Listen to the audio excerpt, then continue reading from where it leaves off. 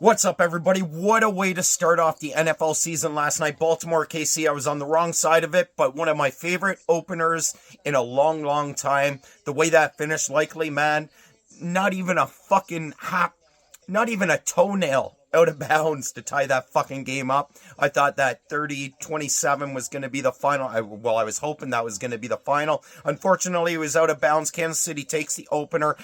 The two best teams in the AFC, like I said yesterday, in my opinion, you saw play last night. On to tonight's action, we're starting in the CFL, BC Montreal.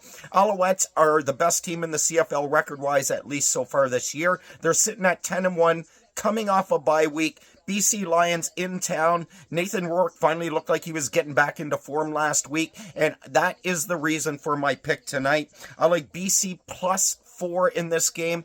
I might dabble a little something on them on the money line, but BC plus 4. I think Rourke, even if he isn't on form, and Montreal is and has been the better team so far this year, just something about BC, the Grey Cup's in BC this year. This could be a Grey Cup preview if BC can maintain its rebounding from the start of the year. And I like BC to cover this number. Lions are 7-1 against spread in their last 8 meetings in Montreal. And I just think this is a good spot for BC to cover the spread. Everybody's going to be on Montreal, in my opinion, so I'm going to slide the opposite way. I wish Stanbuck's rushing total wasn't so high.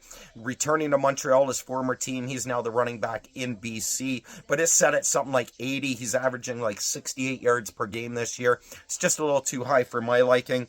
BC plus 4, you can find that at minus 110 on Bet365. Over to the WNBA. Indiana plus 3. You can find that at minus 110 on Bet365. Fever are 10-1 straight up their last 11 home games, and they're 6-3 straight up and against spread their last 9 games versus Minnesota. The Fever being at home tonight, I like them, and they are underdogs in this game, so I'll take them at plus 3. And just like the CFL, I might sprinkle a little something, maybe a quarter half unit on them on the money line. Not sure about that one yet. Now on to the NFL. My Eagles fly, baby, kicks off tonight in Brazil against Green Bay. And the newest addition to the Eagles, well, one of the newest additions, probably the most prominent in the news cycle addition to the Philadelphia Eagles, Saquon Barkley. I am all over him tonight. I have Saquon Barkley anytime TD. Saquon Barkley over 61.5 rushing yards. There's a couple other numbers I'm looking at in this game, but the Saquon Barkley ones I definitely like. I think the biggest difference in the Eagles this year, especially on the offensive side of the ball, is last year their wide receivers ran the same 4 fucking routes every single play, and Hurts lined up in shotgun 89% of his snaps last year. That is not a winning formula. That is high school coaching.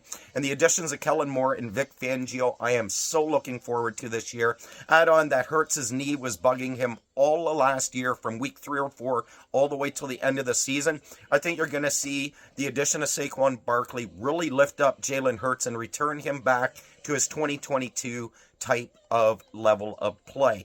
I think he will be in the running for MVP. I don't think he'll necessarily win it, but I do think he'll be in that top 5 at the end of the season. Christian Watson on Green Bay. That's another player I'm looking at his props, especially his receiving props tonight. Maybe an anytime TD for him as well as Barkley. That might be my Green Bay play for anytime TD. I'm also looking at both of these quarterbacks. Jordan Love rushing total is sitting at something like 8.5 or 9.5 yards. That just takes 2 rushes by him, maybe even one just little scamper by Jordan Love, which I think he's more than capable of. I'm also looking at Green Bay's running back to get some work done on the ground as well. I might add him and Barkley's rushing yards. I think both running backs are going to have a decent game. I don't think they're going to go 100 yards type good game, but I could see both of these backs on each of their respective teams getting in that 75 to 90 sort of rushing yard range tonight. There's lots of plays I'm debating on. Week 1 is always a crapshoot in my opinion. You're sort of feeling things out for the first 2-3 weeks, and week 4 you're settled in, especially with the props, even more so than the teams. But that's just how I look at things. Good luck with all your bets tonight. Whichever side you're on, you know who I'm cheering for, you know who I'm rooting for. Fly, Eagles, fly, 31-21. That's my score for tonight. I do have the Eagles minus 1.5 as well. I'm playing a half unit because I don't go crazy on my favorite teams, especially when they're playing another playoff contending team like the Packers are. And I think the Packers are getting a little too much love, no pun intended, maybe it was, for the last 6 games of the season they played, and Philly's getting a little hated on for the last 6, 7 games of their season last year. Good luck tonight. Peace.